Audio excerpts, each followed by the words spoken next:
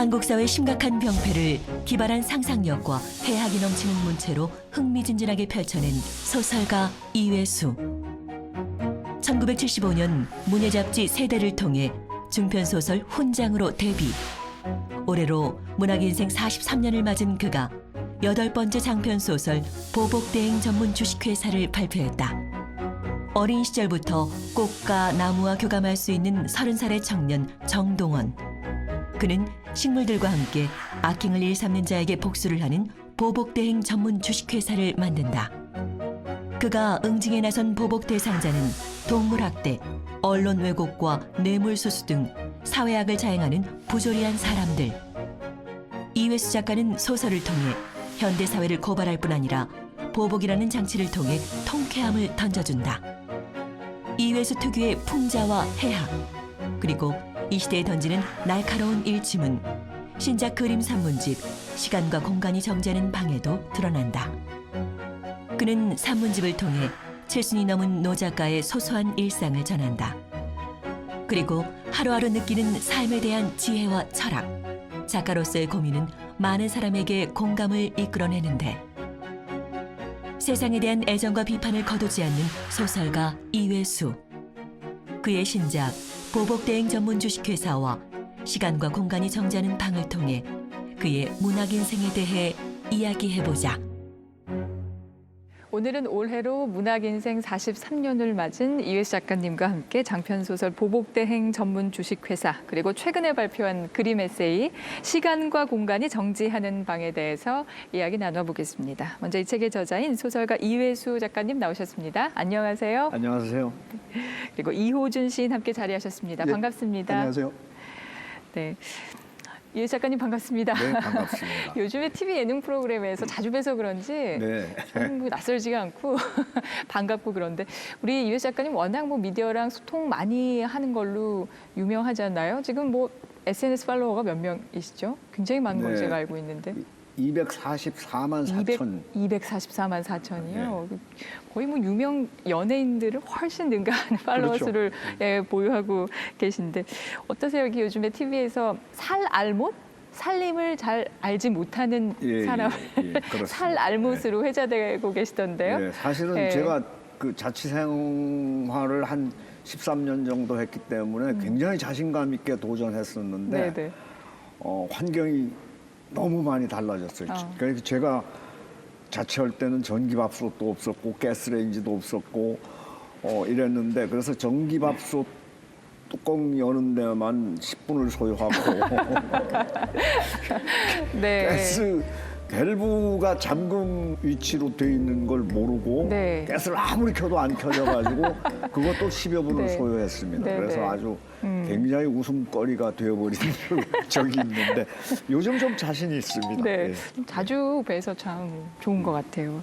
두 분 30여 년 동안 친분을 쌓으신 만큼 가까운 사이시라면서요. 네, 어떠세요? 요즘에 이렇게 작가님이 예능 프로그램이나 강연이나 활발하게 활동하시는 모습 보시면 어떤 생각 드세요? 소위 문학의 엄숙주의, 그러니까 문학은 담아내서 내가 너희들한테 써서 보여줄 테니 너희들은 봐라가 아니라 소통이죠. 소통의 방법이죠. 강연을 하고 또 TV에 나오고 SNS를 통해서 그 실시간으로 대화를 나눌 수 있다는 거는, 그래서 담장 안에 있던 이회수가 담장 밖으로 나감으로 인해서 그 문학이 좀 더 그 소통을 중심으로 한, 그러니까 주는 문학, 가르치는 문학이 아니라 어쨌든 같은 이 문학을 추구하고 하는 사람으로서 굉장히 긍정적으로 보고 있습니다. 네네네. 문학이라는 게 어려운 것이 아니라 보다 좀 가깝고 편안하게 느껴지는데 아주 많은 역할을 하신 분이 아닌가 싶어요. 사실은 독자와 작가 사이는 그 간격이 좀 멀찍이 벌어져 있었던 것 같고, 저는 그게 좀 오히려 불편했어요. 아무리 깨달음이 높은 도인이라고 하더라도 산꼭대기에 가부좌 틀고 앉아 있으면 그것은 아직 완성된 도인은 아니고 출발했던 그 자리로 내려와서 여러 사람과 함께 호흡하고 함께 살아갈 수 있어야만 진정한 완성된 도인이 되듯이 작가도 사실은 너무 고고한 담벼락 건너편에서 있어서는 안 된다라는 생각이었습니다. 작가님 건강도 좀 여쭤봐야죠. 요즘에 어떠세요? 3년 전에 암 수술 하셨잖아요. 네. 걱정하는 분들이 많거든요. 예. 암 수술 끝내고 폐기용으로 3번 수술했습니다.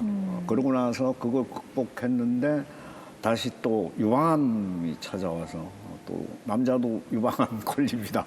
그래서 유방암도 또 6개월 투약해서 네. 극복했습니다. 요즘 아주 어마어마하게 건강해졌습니다. 네, 아니, 보기에도 건강해 보이셔서 예. 참 마음이 놓입니다. 정말 네. 다행이에요. 감사합니다. 네, 자 그럼 이제 책 얘기 좀 해볼게요. 오늘 이제 2권의 책을 이야기하려고 하는데 먼저 굉장히 오랜만에 쓰신 장편 소설이죠. 이게 장애인간 이후에 거의 10년 넘게, 네. 12년 만에 쓰신 네, 소설이니까요. 그렇습니다. 예. 이게 보복대행 주식회사, 뭔가 제목부터 좀 심상치 않은데 네. 이 책 짧게 좀 소개해 주세요. 이 책이 어떤 책이죠? 일단은 그 30살이 되는 젊은 청년인데 은둔형 외톨이입니다. 할아버지가 독립군인 줄 알았는데 나중에 그 친일파 골수였다는 사실을 알고 실어증에, 그러니까 이 언어장애에 빠지는데 말더듬이가 되어버립니다. 그리고 30살이 되면서 조상들이 잘못된 인식으로 재산을 축적했던 그것을 반성하고 속죄하는 의미로 이 돈을 바르게 쓰면서 세상을 밝고 건전하게 만들어 가는데 일조하겠다라고 결심을 하게 됩니다. 그리고 나중에 부패 촉진제 역할을 하게 되는 사람들을 네. 하나하나 골라서 통쾌하게 응징해버리는 이런 내용으로 되어 있습니다. 네. 독자들이 작가님 책 읽으면서 이제 대리만족했다. 요즘 말로는 사이다 같다 그러잖아요. 네. 그런 의견들이 굉장히 이제 많았었는데 네. 어떠세요? 작가님 책 어떻게 읽으셨어요? 좀 그렇게 시기적절하게 나왔는지 우리가 그 폭력, 사회적 폭력, 정치적 폭력, 또 교육 현장에서의 폭력, 그다음에 갑질, 소위 그 지식인들의 갑질, 가진 자들의 갑질 이런 게 우리가 눈앞에 뻔히 보면서도 그게 바로 대책이 나오거나 응징되지는 네. 않아요. 소위 해서 카타르시스를 느끼게 해주는 거예요. 정화죠, 일종의. 그러니까 우리가 직접 하거나 법이 해주지 못하는 거를 문학 작품이나 예술 작품을 통해서 씻어내는 네. 그런 과정이죠. 그래서 이 보복대행 전문 주식회사의 바로 내용이 그런 내용입니다. 어쩌면 이걸 읽으신 분들은 또 앞으로 읽으실 분들은 이걸 통해서 우리가 답답한 거 지금 왜 이게 안 되지? 하루아침에 왜 저런 사람들이 응징을 할 수 없지라고 생각하시는 분들은 네네. 이걸 통해서 좀 씻어낼 수 있는 네. 그런 계기가 충분히 네. 되는 책이라고 저는 생각합니다. 근데 이 책이 정말 특별하고 특이한 것이 네. 출간되기 전에 웹소설로 연재가 됐었잖아요. 그렇죠. 예. 이 기간이 어느 정도 연재가 됐었던 거죠? 네, 연재는 뭐 약 2달간에 네. 걸쳐 가지고 된 걸로 알고 있고요. 그러니까 제가 쓰기는 석 달 동안 썼습니다. 네. 제가 그 작가 인생 중에서 가장 빨리 네. 완결했던 것이고 목 졸리는 기분으로 날마다 목 졸리는 기분으로 매일매일이 썼습니다. 마감인 거잖아요. 예, 그렇습니다. 네. 예. 그러니까 장편 소설 2권 분량을 이제 2달 안에 매일매일 연재하셨다고 하니까 저는 그 점만으로 이미 굉장히 대단한 게 아닌가 그렇죠. 싶은데 예. 어떤 계기로 이번 웹소설에 도전하겠다 마음을 먹으셨어요? 네, 저는 이 사회 자체가 굉장히 그 불공정한 사회였다고 봅니다. 네. 상당히 오랜 기간 동안. 그런데 목민심서를 보면은 백성들은 배고픔, 즉 굶주림보다 불공정이 더 크게 분노한다고 그랬습니다. 그래서 이제 이 분노를 어떻게 사귈 수가 있을까? 그리고 이 불공정한 세상을 단 한 걸음이라도 한 발자국 공정의 세상으로 다가갈 수 있도록 만들어줄 수 있을까? 내 소설의 힘이 그런 여력을 간직하고 있을까? 한번 테스트를 해보고 싶었어요. 시험해보고 싶으셨군요. 네, 네. 웹소설의 독자층은 굉장히 좀 낮거나 빨리 변하는 층이에요. 그들을 잡아놓으려면 그만한 그 낮다는 재미, 거는 연령층을 말씀하시는 연령층도 건가요? 낮고 네. 그러니까 좀 고답적인 것이 좀 싫어하는 편이죠. 그래서 그런 어떤 그 젊은 층의 수요나 네. 취향 같은 것도 다 연구를 해서 네. 써줘야 됩니다. 그렇지 않으면 그들도 돈을 내고 보는 것이기 때문에 안 봐요. 그냥 나가버려요. 네. 네, 그런 것까지 감안한다면 저는 그 70대의 어느 소설가가 웹소설을 연재했다는 거는 거의 엄청난 일이야. 아무나 도전을 못해요. 힘들어서. 고생하셨을 것 네. 같아요. 이 책 속 이제 주인공 얘기를 좀 시작해 보겠습니다. 주인공의 이름이 정동원인데요. 이제 식물과 대화를 할 수 있는 채널러로 등장을 그렇습니다. 합니다. 이 책의 주요한 장치가 이제 채널러 그리고 채널링인데 이 단어가 좀 생소하다 하시는 분들 많이 계실 것 같거든요. 네, 뭐 인터넷 들어가서 검색해 보시면 요즘은 거의 일반화되어 있습니다. 그래서 외국 같은 경우에는 이제 기업에서 활용하기도 하고 이건데 인간 이외의 다른 의식들과 소통을 하는 것입니다. 의식과 의식끼리 만나서 커뮤니케이션을 하는 것이죠. 그래서 의식 여행이라고도 일컬어지기도 하는데 그렇게 어려운 것은 아닙니다. 그리고 또 종교적인 성격이 있는 것은 아니고 대개 이제 수행이라든가 영적인 부분에서 좀 관심이 있거나 수행을 하셨거나 이렇게 발달하신 분들은 가능합니다. 네네. 일반 사람들은 쉽게 납득할 수 없겠지만 나는 모든 식물들과 대화가 가능한 채널러다. 채널러는 일종의 교신자다. 인간이 아닌 다른 존재와 의식을 교환할 수 있거나 소통을 할 수 있는 인격체를 지칭한다. 그리고 의식을 교환하거나 소통하는 행위를 채널링이라고 한다. 백냥금, 내 재산 목록 1호에 해당하는 식물이다. 백냥금은 내가 식물들과 채널링을 할 때 메신저 역할을 담당한다. 그러니까 백냥금은 식물들의 의식과 나의 의식을 연결해주는 일종의 전달자다. 솔직히 사람보다 몇 배나 의사소통이 되는 생명체다. 그러니까 이 책의 주인공 그러니까 정동원이 백냥금이라는 식물을 얻게 되면서 염사 능력을 얻게 되잖아요. 네. 그러면서 이제 이런 장면이 나와요. 그동안 내가 사물을 좀 너무 편협하게 고정관념에 치우쳐서 바라보지 않았나 하는 반성의 장면이 나오거든요. 그러니까 이런 것이 어떻게 보면 편견이 없이 좀 소통을 해야 된다라는 것을 얘기하고 싶으셨던 것이 아닐까 하는 생각이 들어요. 그렇죠. 네. 그러니까 소통의 문제는 편견의 문제거든요. 내가 너보다 높다, 너는 나보다 낮다, 너는 나보다 못하다, 못났다. 그걸 줄이는 순간 눈높이를 맞추고 이제 소통이 가능한데 네. 거기에 그런 게 나옵니다.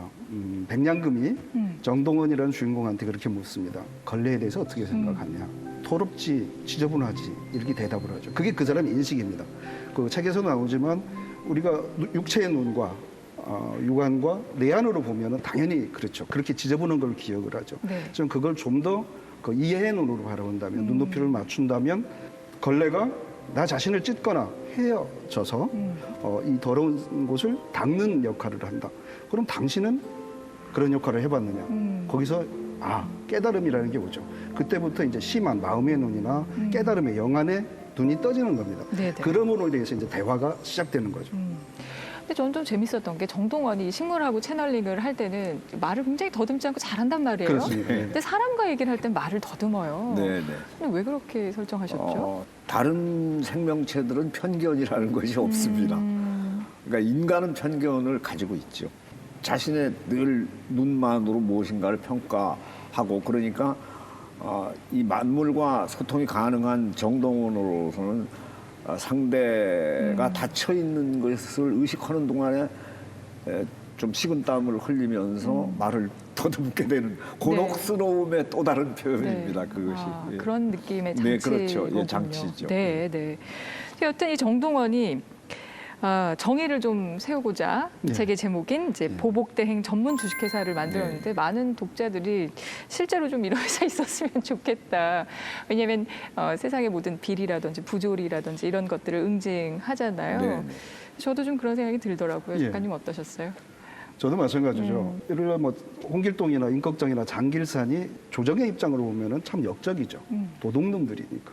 그렇지만 민중은 좋아했거든요. 네, 네. 그래서 저는 민중의 눈으로 볼 때 보복할 수 있는 약간의 최소한의 소심한 보복을 할 수 있는 장치가 네. 좀 네, 있었으면 네. 좋겠다. 네. 뭐 대행 전문 주식회사 하나 있었으면 좋겠어요. 그 소설 속에 보면 다양한 사례들이 나옵니다. 네. 예를 들면 뭐 동물학대한 사람을 보복하는 것부터 시작해서 네, 네. 뭐 뇌물 사건부터 이렇게 크게 네, 네. 큰 사건까지 이어지게 되는데요. 그 중에서도 이제 정치를 풍자한 한 만화가를 성추행범으로 몰아서 네, 네. 힘들게 하는 정치인이 네, 이제 네. 등장을 예, 합니다. 조평달이 타깃으로 지목한 인물은 나약한이라는 필명을 쓰는 만화가였다. 언젠가 골프를 치다가 캐디에게 좀 진한 농담을 던졌는데 그때 나약한이라는 만화가가 시사 만화와 함께 국회의원인지 숙회의원인지 모르겠다는 말풍선으로 자신을 풍자한 적이 있었다. 조평달은 이 기분 나쁜 만화가 나부랭이를 이번 기회에 완전히 매장시켜버리기로 작정했다. 연일 방송국이나 신문사에서 기자들이 몰려와서 나약한 씨에게 질문 공세를 퍼부었고 어떤 신문은 수째 나약한 씨를 보지도 않고 파렴치한 강간범으로 몰아가고 있었다. 수목들의 종합보고서를 정리하면 모든 시나리오를 창출하고 일사천리로 실행에 옮긴 장본인은 바로 국회의원 조평달이었다. 조폭을 시켜 노래방 가객의 나현경을 매수, 협박하도록 사건을 꾸민 것도 매스컴을 통해서 벌집을 쑤셔놓은 듯 연일 자극적인 기사를 내보내게 하는 전략도 모두 조평달의 작품이었다. 이제 최근에 이제 문화인들의 활동을 정치색을 입혀서 좀 제한하거나 그런 일들이 있었잖아요. 저는 어쨌든 블랙리스트 이관왕인데 저 같은 경우에 블랙리스트라는 누명을 씌우는 이유가 종북 좌빨이다 이런 그 용어를 올가미로 삼아서 블랙리스트를 작성하시는 거거든요. 종북은 맞습니다. 왜 그런가 하면은 네. 제가 강원도 화천에 살고 최북단이거든요. 저 강원도 인제에서도 살았고 화천에서도 살았고 양구에서도 살았으니까 최북단에만 있으니까 뭐 북을 좇는? 종북이고. 네. 근데 좌빨은 좀 이해가 안 되는 것이 아버님이 화랑무공훈장 받으시고 국립묘지에 안장돼 계신 네. 애국지사이십니다. 그리고 저 같은 경우에도 병력을 필했습니다. 김신조가 넘어왔고 푸에블로가 납북되었던 그 당시에 군대 생활을 해서 네. 36개월을 고스란히 병력 의무를 마쳤습니다. 아들이 둘 있는데 다 병력을 필했습니다.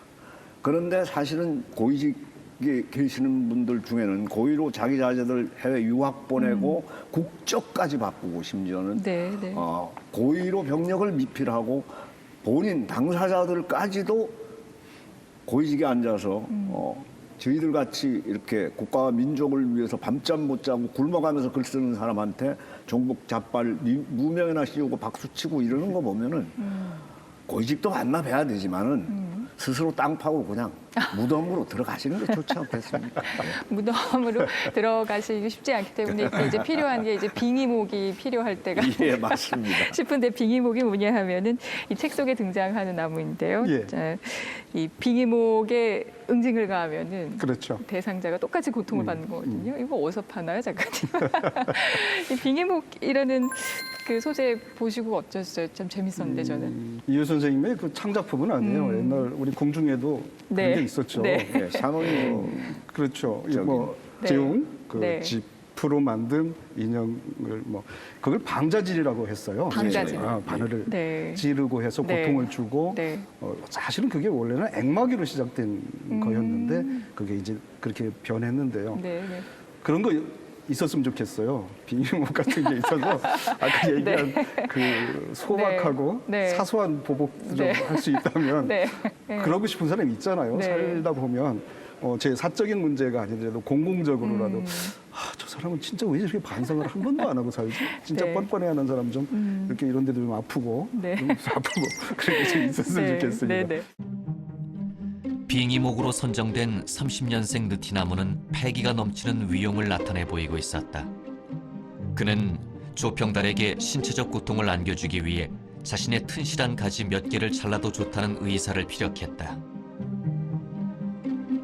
이제 톱을 쓰실 차례입니다. 빙의목이 내게 말했다.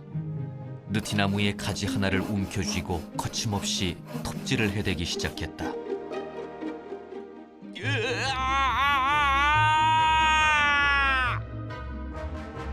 마침내 조평달이 발악적인 비명을 질러대면서 한쪽 팔을 부여잡고 단상에서 굴러떨어지는 사태가 발생한다. 병원 뭐 하고 있는 거야? 저 물로 빨리 병원으로. 조평달은 나보다 더 심하게 말을 더듬고 있었다. 뿐만 아니라 고통을 참지 못하겠다는 듯 발악적인 소리로 고래고래 비명을 질러대면서 누운 채로 발버둥을 치고 있었다. 그 책에 그랬으면 좋겠는 사람들이 이제 쭉 나오는데 그 중에 이제 대표적인 사건 하나가 이제 4대강 사업들과 예, 관련된 예. 주요 인물들이 등장을 하게 됐는데 특별히 이제 4대강 얘기를 좀 해야 되겠다고 생각하신 계기가 있으신가요? 대한민국의 그 시민 기자 중에서 금강의 지킴이 역할을 하시는 분이 한 분 계십니다. 그래서 제가 자료가 필요해서 이 소설을 쓰기 위해서 네. 좀 자료를 얻을 수 없느냐 그러니까 이분께서 직접 녹조 라떼, 그 금강 부패한 물을 바카스병에 담아가지고 오셨어요. 네. 그리고 거기에 오염된 강에서만 살고 있는 지표종들 몇 가지 그 지표종들 생물체들 산채로 가지고 오셨는데 병뚜껑을 여는 순간에 악취가 어마어마한 악취가 풍겼고 사실은 머리가 어질어질할 정도였습니다. 그런데 그 물은 우리나라의 어떤 기관에서도 그 오염도를 수치로 네. 증명해 줄 수가 없다라고 그래서 이분이 네. 일본에다 의뢰를 네. 하셨습니다. 네, 2리터만 먹으면은 동물이고 사람이고 죽는답니다. 네. 생명을 잃어버릴 네. 우려가 있을 정도로 강한 독성을 보유하고 있다. 그 물이 그렇게 얘기를 하고 그러면은 사실은 아직도 그 4대강은 청정하다라고 말씀하시는 분들이라든가 또 거기에 뭐 여러 가지 데이터를 조작해서 두둔하시는 분들도 어쨌든 부패 촉진제 역할을 하시는 분들이니까 응징당해야 된다라고 네. 네. 해서 법적 장치나 응징하지 못한다는 소설에서라도 응징을 해서 보여줘야만이 세상이 조금이라도 그것을 자각하지 않겠는가 네, 네. 이런 생각에서 그렇게 하게 됐어요. 교수라는 직함을 앞세워 국민을 상대로 속임수를 서슴지 않았던 인간에게 우리도 속임수를 써서 응징하는 것이 무슨 잘못이냐. 우리는 죄책감 따위는 느끼지 않기로 작정했다. 여기 제가 금강에서 퍼온 물이 있는데 속칭 녹조 라떼라고 합니다. 드실 용의가 있으신가요? 이리 가지고 오세요. 제가 원샷 해드릴 테니까. 일순 장내가 찬물을 끼얹은 듯 조용해졌다. 조찬길 교수가 페트병 뚜껑을 열고 있었다. 아우,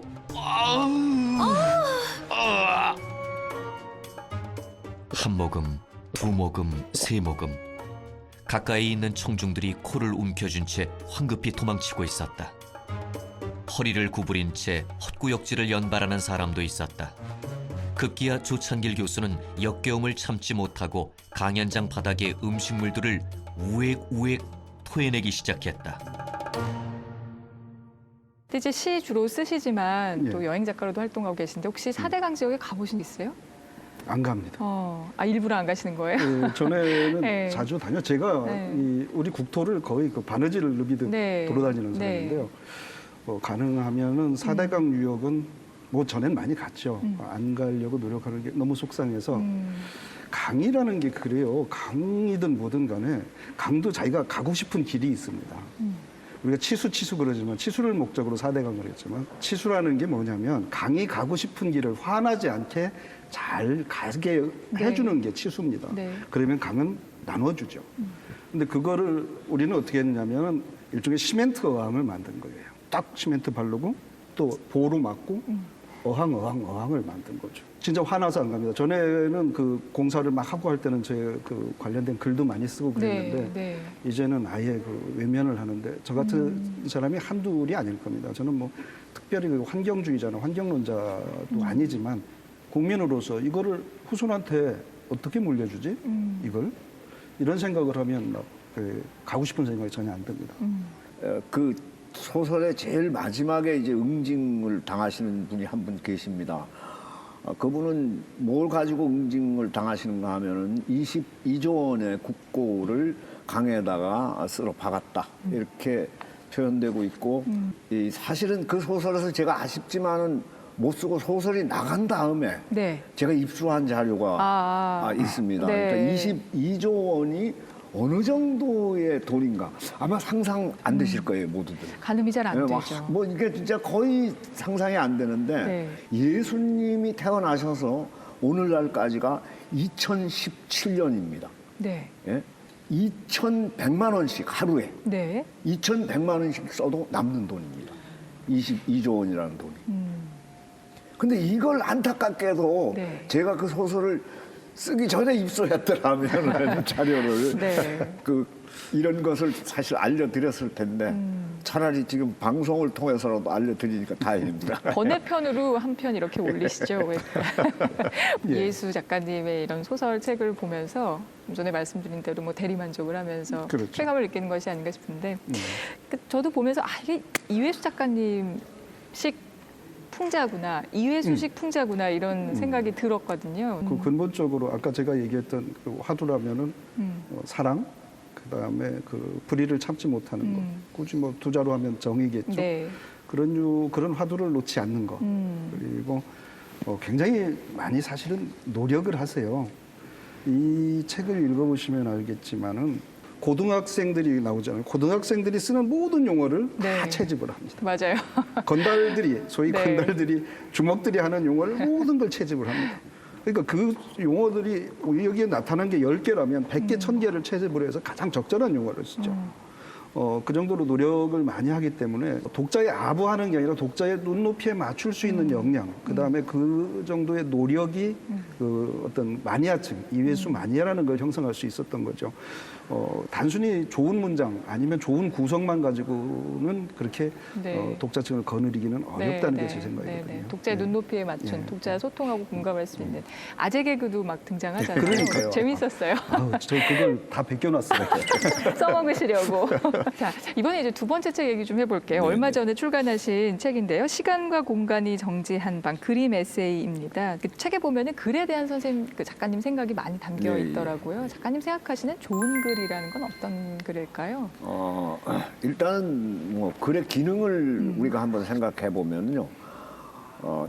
특히 이제 대한민국 국민들은 좀 자긍심을 느끼셔도 괜찮은 것이 세계 최고의 언어를 우리가 문자를 가지고 있지 않습니까? 지구상에서 오직 인간만이 문자를 가지고 있고 또 그 문자 때문에 사실은 만물의 영장이기도 하지만은 만물을 사랑할 수 있는 가슴과 영혼을 가지고 있기 때문입니다. 네. 그렇기 때문에 인간이 만물의 영장이거든요. 그리고 문자가 바로 무슨 뜻인가 하면은 만물을 사랑할 수 있는 영혼과 가슴을 널리 전파하는 도구로 쓰라는 의미로 우리가 간직하고 있습니다. 그것도 세계 최고의 네. 그야말로 문자를. 네. 예, 그래서 이 책이 또는 문자가 인간을 알게 만들고 느끼게 만들고 깨닫게 만드는 도구인데 아는 것보다는 사실 느끼는 게 더 낫고 느끼는 것보다는 깨닫는 게 전 더 낫다고 생각합니다. 그런 단계 조금씩 한 걸음 더 나아가는 그런 빌미나 역할을 할 수 있는 그런 글들을 좀 쓸 수 없을까 해서 이번에는 네. 그런 특히 이제 주안점을 거기다 뒀습니다. 예. 글 쓰는 사람이 지적 허용 다음으로 경계해야 할 악습은 잘 쓰겠다는 욕심이다. 자신의 능력은 감안하지 않고 청사의 길이 빛날 명작을 만들어내겠다는 각오나 결심을 간직하고 글을 쓰면 결국 감동과 거리가 먼 노동의 결과를 양산해내게 된다. 감동이 없는 글은 죽은 글이다. 그러면 어떤 글이 살아있는 글인가? 쓰는 이의 진실을 바탕으로 읽는 이의 사랑을 각성시키는 글이 살아있는 글이다. 그 책 속에 보면 굉장히 직설적으로 느껴지는 글들도 예. 많이 등장을 합니다. 그렇죠. 저는 이런 글이 참 좋았어요. 개천에서 농나는 얘기 예, 중에서 예. 높은 자리에서 비늘만 번쩍거린다고 다 용은 아니다 이렇게 예. 쓰셨거든요. 그렇죠. 가까이에서 보면 좀 불안해요. 그 어떤 잘못된 거에 대해서 아까 조금 전에 돌직구라는 표현을 썼는데 막 돌을 집어 던져요. 안 그러셔도 되는데 뭐 예를 들어 가지고 정치인들을 가장 많이 욕하죠. 정치인들 얼마나 화나겠어요, 그죠? 그 다음에 언론, 소위 얘기해서 기레기란 말을 그렇게 열심히 합니다. 그다음에 자기가 몸담고 있는 문단에 대해서도 막 문인들에 대해서 욕을 해요. 그러니까 저 같은 경우는 이제 언론에도 있었고 또 문인인데 심지어 너는 뭐 문인이 운전면허 따듯 뭐 속이 뜨끔뜨끔합니다. 이게 분명히 나한테 하는 얘기 같은데 아이, 세상에 믿을 사람이 하나도 없다. 그런데 그 뜨끔뜨끔한 게 저에서 끝이지 않는다는 게 문제죠. 그래서 그게 이제 조금 전에 말씀하신 그런 어떤 직설적으로 얘기하는 저 어떤 잘못된 거, 불의, 불공정한 거에 대해서 자꾸 이제 근데 조금 연세가 드시면 좀 무뎌질 것 같은데 안 그래요. 오히려 더. 예, 좀 속도 상하고 그런데 네. 근데 절대 끝까지 가실 것 같습니다. 방법이 없죠. 뭐. 아니 근데 사실은 실종한 것이 너무 많습니다. 이 시대는. 그러니까 오래오래 간직되어야 할 것들은 일찌감치 사라져 버리고 또 일찌감치 사라졌으면 싶은 것들은 너무나 오래 누룽지를 붙이고 붙어 있단 말이죠. 가마솥에. 네. 적어도 네. 만물의 영장인 인간이라면은 약육강식이라든가 생존 경쟁이라는 말이 당연시되어서는 저는 안 된다고 생각합니다. 그 만물을 사랑할 수 있는 영혼과 가슴을 간직하고 있는 지구 유일의 존재가 약자가 쓰러져 있는데 그걸 잡아먹어 버립니까? 그래? 예? 그러니까 손을 내밀어서 당연히 일으켜 세우고 비록 멀고 느리기는 하지만은 목적지까지 함께 갈 수 있어야지 인간다운 것이고 만물의 영장답지 않겠습니까? 그리고 그런 분들이 많이 사는 사회야말로 정말로 아름답고 살맛나는 사회가 되는 법이거든요. 네. 그 경쟁에서 살아남아야만 된다는 사고방식을 가지도록 가르치시는 그 교육계에 종사하시는 분들도 사실은 올바르지 못하고 네. 그것을 원하시는 부형님들도 올바르지 못하고 그렇게 가르친다고 해서 그걸 그대로 그러니까 의심해보지도 않고 실천해버리는 당사자들도 저는 문제가 좀 심각하다고 생각합니다. 오죽 책을 안 읽으면 이럴까? 그것도 이회수 걸 좀 한 줄이라도 읽었으면 좋았을 텐데 이렇게 생각을 하죠. 네. 이렇게 지금 작가님처럼 직언을 해줄 수 있는 어른이 예. 계신 건 참 중요한 것 같아요. 그래서 칼날을 계속 날카롭게 예. 가시는 것도 괜찮지 않을까. 그렇죠. 이제 그만 말릴 네. 생각이에요. 그 책 속에 등장하는 단어 중에요. 네. 뭐 정말 요즘 쓰는 젊은 사람들이 쓰는 단어들을 굉장히 비판 없이 많이 이렇게 쓰시잖아요. 네. 근데 자뻑이라는 단어 많이 나오더라고요. 예. 자뻑이라고 하는 것은 이제 스스로 자기 자신이 좀 뻐기는 네. 것 그리고 뻐기면서도 거기에 약간 좀 위험과 실패가 도사리고 있는 상태를 얘기를 합니다. 그러니까 자책할 일을 저질렀을 때도 그 자뻑이라는 말을 쓰거든요. 네. 그런데 정말로 외로운 시대입니다. 그러니까 칭찬에 인색한 시대가 왔고 네. 그리고 늘 사람들이 그 왕따를 당해 있는 듯한 그런 느낌을 버릴 수가 없는 시대인데 자기 자신을 사실 그 격려해 줄 수 있는 최고의 동반자는 자기밖에 없다는 생각에서 네. 스스로가 스스로에게 네. 좀 격려와 용기를 주는 그런 것을 자주 좀 가져라라는 의미로 자뻑은 나의 힘 이렇게 책도 책도 냈습니다. 내셨잖아요. 예. 아 정말 그런 거 좀 필요한 것 같아요. 네. 좀 스스로를 좀 응원하는. 그래요, 응원해줘야 돼요. 네. 젊음은 겸손과 결합하면 뜀틀의 발판처럼 도약에 큰 도움을 줄 수 있지만 허세와 결합하면 미완의 사다리처럼 도약을 시도할 때마다 불안감을 증폭시켜 주기도 한다. 그래서 어떤 일을 도모할 때는 지금 자신의 마음가짐이 어떤가를 점검해 볼 필요가 있다. 굳이 부연하자면 자뻑에도 약간의 겸손이 필요하다는 얘기다. 그 시간과 공간이 정지한 방 중에서 혹시 네. 가장 인상적인 문구나 글 있으면 좀 소개 부탁드릴까요? 문구나? 네. 제가 책을 잠깐 읽어드릴게요. 네. 요 한 대목을 네. 읽겠습니다. 네. 어둠 속의 적유는 곧 공포였다. 5살 때였다. 우리가 사는 움막은 지대가 높은 곳에 위치해 있었다. 거적대기를 들추고 밖으로 뛰쳐나가면 마을 전경에 한눈에 내려다 보였다. 나는 마을 어디쯤인가에서 동양밥을 얻고 있거나 이삭을 줍고 있을 할머니의 귀에까지 들리도록 고래고래 동네가 떠나갈 정도로 울어댔다. 그러나 아무리 울어대도 할머니는 나타나지 않았다.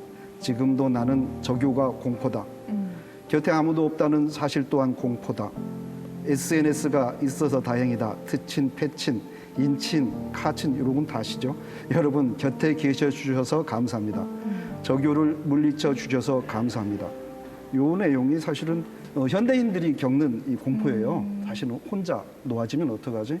그걸 이제 대변해서 쓰신 건데 그러면서 어떤 걸 내포하고 있냐면 주변에 나를 기억해주고 내 책을 사주고 내 팬이 되어준 분들에 대한 어떤 감사를 표시하고 싶어서 이걸 네. 쓰신 것 같아요. 네, 거대 담론적인 게 아니라 소소한 깨달음 같은 거, 그 다음에 세상에 던지는 돌직구. 어떻게 읽었느냐보다 읽으실 분들을 위해서 이렇게 읽으시라고 권하고 네. 싶은데요. 네. 자기가 가장 좋아하는 차를 한 잔 타서 뭐 베란다가 있는 집은 베란다에 앉아서 또 잔디밭 위에 벤치에 앉아서 한 줄 한 줄 그러니까 소설 읽듯 하지 말고 읽고 그 다음에 행간을 들여다보라. 그러면 나한테도 그런 에너지도 오고 소설가가 전하고자 하는 네. 나는 여기에 뭘 심어놓는가 하는 그런 걸 느끼신다면 이 가을에 참 아직 가을이 안 끝났으니까 읽을 만한 좋은 책이다 저는 그렇게 생각해요. 굳이 처음부터 끝까지 순서대로 쭉 읽지 않고 어느 곳을 그냥 펼쳐서 아무 데나 읽어도 펼쳐도 좋은 책이라는 것도 괜찮습니다. 참 예. 장점인 것 같더라고요. 자, 마지막으로요. 작가님 앞으로 활동 계획 있으시면 좀 말씀해 주세요. 네. 요즘 또 하나 써야 되겠다 이렇게 생각을 합니다. 왜냐하면은 저는 약 43년 작가 생활을 했습니다만은 대표작이 없다는 생각을 하고 있기 때문에 왜 대표작이 없어요? 예, 대표작을 하나 만들어야 되겠다. 네, 그래서 누가 네. 뭐 대표작이 있습니까? 그럼 다음 작품 이렇게 얘기하는데 그 다음 네. 작품을 한번 착수할 생각입니다. 그 다음 작품은 영생시대라고 지금 가제를 제가 붙였는데요. 네. 안 죽는 시대, 사람이 영생하는 시대가 온다면은 도대체 생로병사는 해결될 건데 네. 이제 모든 부품을 갈아 끼워버리고 그리고 죽지 않는 시대가 도래하면은 그러면은 생로병사는 해결되고 희노애락은 어떡할까? 라고 하는 것을 한번 묻고 싶어요, 독자들한테. 제가 네, 네. 소설을 써서 죽지 않는 시대에 살아가는 인간들을 보여드리면서 행복하겠어? 라고 한번 물어보고 싶습니다. 네. 이런 시대가 오면 행복하겠는가? 네. 예.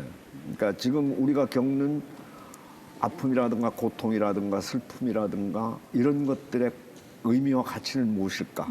지금 현재 우리가 당면해 있는 극복하지 못한 아픔, 슬픔, 고통, 어둠 이런 것들에 혹시 다른 가치가 발견되지 않을까? 네. 이렇게 기대하면서 영생 시대를 한번 보여드리겠습니다. 영생 시대 말만 들어도 정말 기대가 되는데요. 새 작품 출간되면 또 다시 한번 꼭 나와주시면 불러주십시오. 감사하겠습니다. 네, 감사합니다. 네. 시간과 공간이 정제하는 방에 나온 글로 오늘 이 시간 마무리하겠습니다. 가급적이면 모두에게 따뜻한 사람이 되려고 노력하겠다. 하지만 때에 따라서는 세상을 향해 거침없이 돌직구도 날리겠다. 정의를 위해 싸우겠다.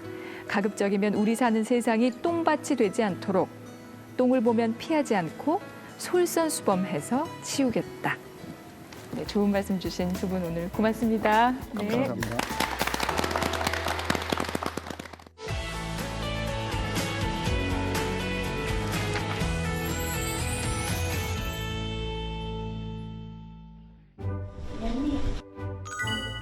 예, 안녕하세요. 네. SNS에서 많이 뵈서 처음 뵙는 것 같지가 않아요? 아, 그래요?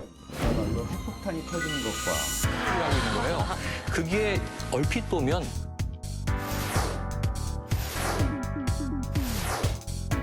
스스로가 계속해서 그 일거리를 만들어내려고 합니다. 그냥 가만히 있는 상태, 머무르는 상태, 이 자체가 상당히 위험하다고 저는 생각을 하기 때문에 초심을 잃거나 변하거나 뭐 이럴 수 있는 여유는 아직은 없었던 것 같고 이제부터는 좀 경계를 해야 될 것 같고요. 국민을 위해 봉사하고 공익을 위해서만 일한다는 것, 정의와 균형 이런 부분을 결코 잃지 않겠다라는. 말씀하실 때 뚫어질 듯이 보시니까 괜히 죄를 진 것도 아니고 좀 죄송하긴 한데 그 습관이에요. 상대방의 눈을 똑바로 쳐다보고 이야기를 하는 것이 오랜 한 30년가량의 습관이 되어 있다 보니까 눈 속에는 숨길 수 없는 감정이 담겨 있기 때문에 그걸 제가 놓치질 않아요.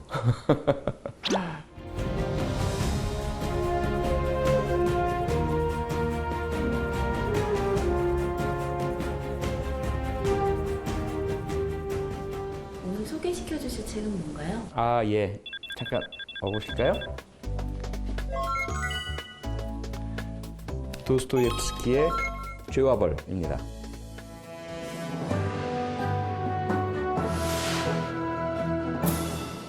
우리가 죄와 벌 모르는 분은 안 계실 것 같아요. 다 학교에서, 교과서에서 듣고 보시긴 하실 거고, 대부분이 시험을 위해서 요약된 줄거리만을, 밑줄짝, 이 부분만을 보시는 것 같아서 너무 제가 안타까워요.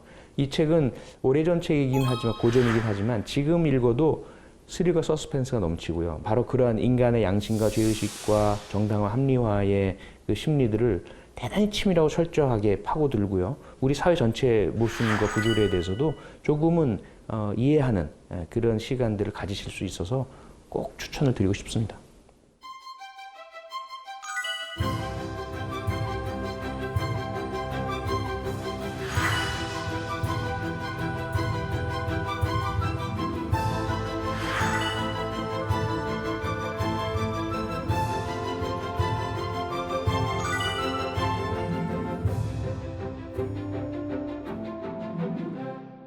심약하지만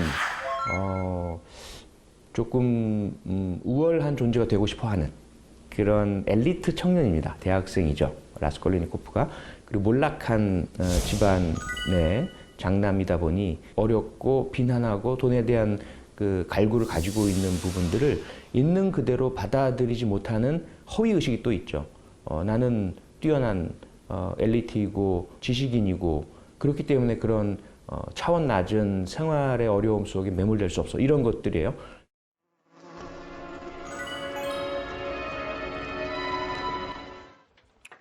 Только уйди скорее, ради бога. Уйди. Милый Родя, здесь особой любви нет. Но враг предрассудков. При втором визите, уже получив согласие... Что? Что? Не бывать этому браку, пока я жив. Не бывать. К черту господина Лужина. Нет, мамаша. Нет, Дуня. Не обмануть меня вам. 죄와 벌 속에 보이는 가난의 모습은 처절합니다. 라스콜리니코프 스스로도 그 가난의 장벽 속에 공부를 하고 싶지만 공부를 할 수 있는 여건이 조성되지 못하는 것, 방세 하나 제대로 내지 못하는 그런 상황들, 결국 견디지 못하고 자신의 양심적, 심리적인 마지노선이 무너져가는.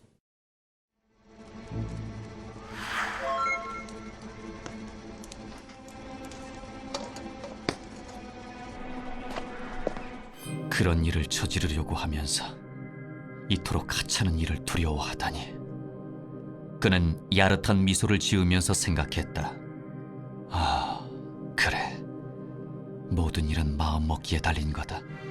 다만 겁이 나서 사람들은 모든 일을 망치는 것이다.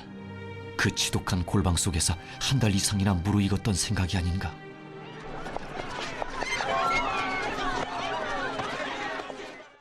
그 일이라는 것이 살인이죠. 결국 살인과 강도입니다.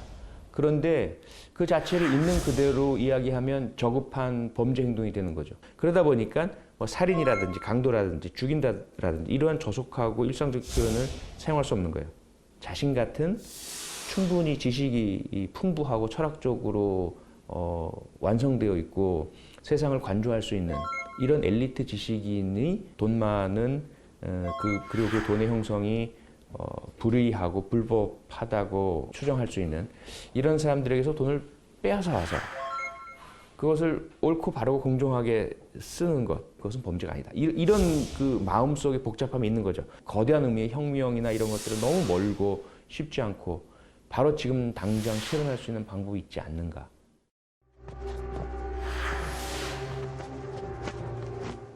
Арифметика. Одна жизнь и 1000 жизней. Все это я уже слышал. Топор. Конечно, топор.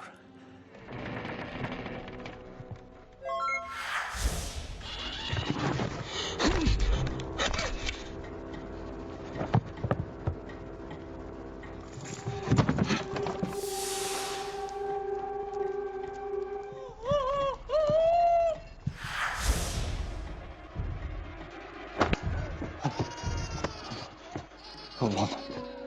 Вон отсюда, скорее.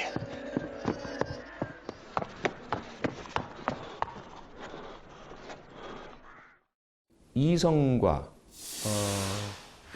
실천, 현장 사이에서의 괴리라고 볼 수 있어요. 모든 경우의 수들을 다 감안을 해서 최대한 그 살인 행위 자체가 불법 행위적인 요소의 추악함은 최소화시킬 수 있는 방면으로 철저하게 계획을 하죠. 하지만 실제로 그 일을 행할 때에는 본인이 경험자가 아니죠. 한 번에 깔끔하게 이루어지지 못하면서 처참한 현장이 남겨지게 되고 인식의 노력, 지적인 힘만으로는 억누르기 힘든 정서적인 두려움, 불안, 공포, 죄의식이 생겨나게 되는 거죠. 그러면서 이 의식과 정서, 우리가 흔히 양심이라고 부르는 그 영역 사이에 전쟁이 이제 일어납니다. 라스콜리니코프의 이 머리와 몸, 가슴 안에서 말이죠. 우리가 범죄 사건에 있어서 대부분 주목하는 것은 이 사람이 범인이냐, 그것을 입증할 만한 물적인 증거가 있느냐. 이것이 이제 되게 수사의 초점이고 추리나 미스터리의 핵심이죠. 그런데 또 다른 영역이 있습니다. 실제로 했느냐 안 했느냐 또는 누가 범인이냐라는 것을 어쩌면 좀 넘어설 수 있는, 법을 떠나서 정당하냐에 대한 철학적인 그러한 다툼인 거죠. 포르피리와 라스콜리니코프 간의 대화는 바로 그 영역입니다. Здравствуйте. Здравствуйте. Ну, это все равно. Впрочем, вам можно и прямо ко мне. Ваши обе вещи были у нее под одну бумажку завернуты. А на бумажке ваше имя карандашом четко обозначено. Почти все закладчики уже известны. Одни вы только не изволили пожаловать. Я не совсем был здоров. Да, сэр. Я об этом слышал. Всех этих вопросов, преступлений там и прочего. Вспомнилась мне одна ваша статейка. Допустим, что 1, 10, 100 человек стояли бы как препятствие на пути Ньютона. Мешали бы сделать. То есть не официальное право, а сам внутри себя позволить себе переступить через иные препятствия. Да как же это? А ну как иной какой-нибудь муж, аль там юноша, вообразит, что он, Ликург или Наполеон, да и начнет устранять все к тому препятствия. Ну, предстоит, дескать, дальний поход, а поход деньги нужны. Ну, вот вы сердитесь или нет? Вы хотите официально меня допрашивать? Да нет, зачем же? Пока мест это не требуется. У меня с этим делом ум за разум заходит. Нам ведь так важно было узнать.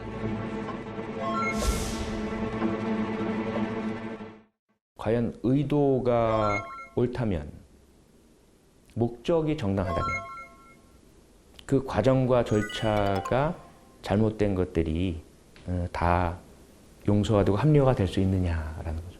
결국은 그 포르피리는 라스콜리니코프의 또 다른 자아라고 생각을 합니다. 거울상 같은 거죠.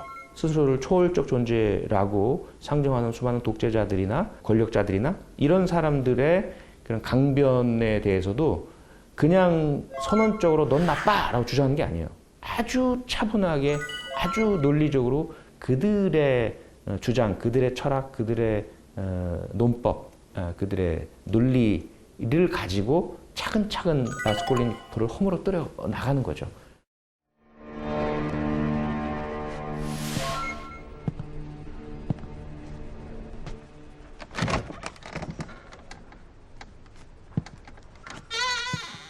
Я ведь только вошь убил, бесполезную, гадкую, зловредную. Это человек-то вошь. Да ведь и я знаю, что не вошь. Все я вру, Соня. Я себя убил, не старушонку. Так-таки разум и ухлопал навеки. А старушонку эту черт убил, а не я. Довольно, Соня, довольно. Оставь меня. Что делать? Встань. Поди сейчас, сию же минуту, встань на перекрестке. Поцелуй землю, которую ты осквернил, а потом поклонись всему свету на все 4 стороны и скажи всем вслух: я убил. Тогда Бог тебе опять жизнь пошлет. Пойдешь? Это ты про каторгу, что ли, Соня? Донести, что ли, на себя надо, Соня? Страдания принять на себя, искупить себя им. Вот что надо. 포르피리는 논리적, 지성적, 이성적인 그 라스콜리니코프의 거울상이었다고 본다면 소냐는 감성적인 또 정서적인 거울상인 거죠. 소냐가 가지고 있는 비참하고 참혹한 그 고통과 피해, 이 부분은 라스콜리니코프가 실제로 고쳐주고 구원해주고 싶었던, 본인이 서느라고 주장했던 목적이 바로 소녀 같은 분들이거든요. 타인이 자기에게 가한, 세상이 자기에게 가한 가해와 고통을 어떻게 그것을 승화시켜 내가고 있는지를 훨씬 더 우월하고 훨씬 더 초월적이고 훨씬 더 성스러운 방법으로 그것을 소화해내고 있는 모습을 보면서 흔들려 버린 거죠. 결국은 이 양쪽의 거울상, 포르피리와 소냐 두 거울상이 자기에게 비춰주는 내면에 있는 모습들, 그것을 도저히 이겨내지 못하고 견뎌내지 못했던 라스콜리니코프는 결국은 이제 자백을 하게 되는 거죠. Я ей образок дала, она мне крест. Возьми. 그런데 왜? 무슨 목적으로 나는 그녀에게 지금 갔을까? 소녀에게서 십자가를 받는 것이 정말로 내게 필요했던 것일까? 아니야. 내겐 그 여자의 눈물이 필요했던 거야. 그 여자의 겁먹은 표정을 보는 것이 필요했고, 그 여자의 마음이 아프게 찢어지는 것을 보고 싶었던 거야. 사람을 보고 싶었던 거야. 한꺼번에 그의 마음은 녹아내렸고 눈물이 쏟아졌다. 그는 서 있던 모습 그대로 땅에 엎드렸다. 라스콜리니코프라는 사람, 결코 그를 악으로 봐서도 안 된다고 생각을 하고 어떤 선입견을 가지고 단정해서도 안 된다고 생각을 해요. 그 안에 담겨있는 우리 인간들의 어떤 보편적인 수많은 유혹들, 합리화들, 정당화들, 그리고 약한 의지들, 이런 부분들을 다 읽어내야 된다고 생각을 하고, 나는 나의 양심으로부터 자유로운가, 지키고 살아왔는가, 어느 선까지를 합리화시켜 왔는가.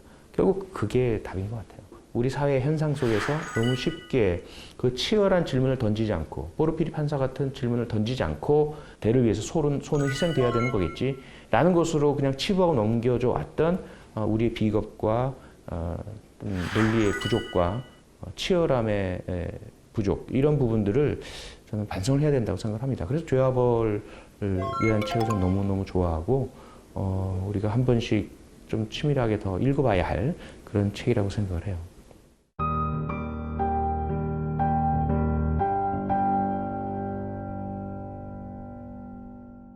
거의 10년에 한 번 정도, 한 3번 제가 읽은 것 같아요. 고등학교 다닐 때는 라스콜리니코프의 입장에서 살떨리는 두려움과 공포심을 가지고 읽었고요.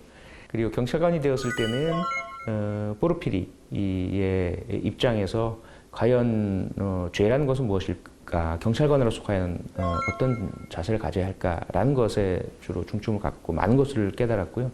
그리고 대학 교수이면서 프로파일러로 일할 때는 범죄 심리의 깊은 내면에 대한 더 많은 고찰을 하고 싶었고, 또 그것들을 많이 얻었고요. 지금 국회의원으로서는 아직 읽지 못하고 있습니다. 겁나고 두려워서. 한번 시간 내서 다시 한번 죄와벌을 읽고, 정치의 정의는 무엇일까? 정치가 저지르는, 또 정치인이, 국회의원이 저지르는 죄는 어떤 것일까? 이것을 우리가, 또 내가 합리화하고 살아가고 있지는 않을까? 또 다른 라스콜리니코프가 되어 있는 건 아닐까? 이 부분을 한번 되새겨 보고 싶습니다.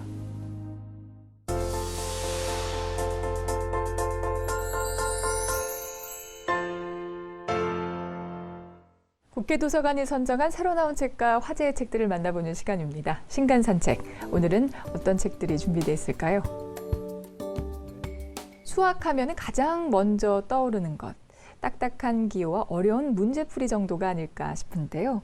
수학을 인간의 생각을 확장시키는 힘이라고 주장하는 책이 나왔습니다. 세상을 바꾼 5개의 수, 넘버스를 소개합니다. 국내외 저명한 수학자들이 제작에 참여한 교육방송의 다큐 넘버스. 이 책은 영상에서 미처 다루지 못했던 수학적 자료들을 추가해 책으로 낸 것인데요. 이 책은 수라고 하면 떠올리는 아라비아 숫자가 아닌 5개의 수학 기호에 담긴 의미에 주목합니다.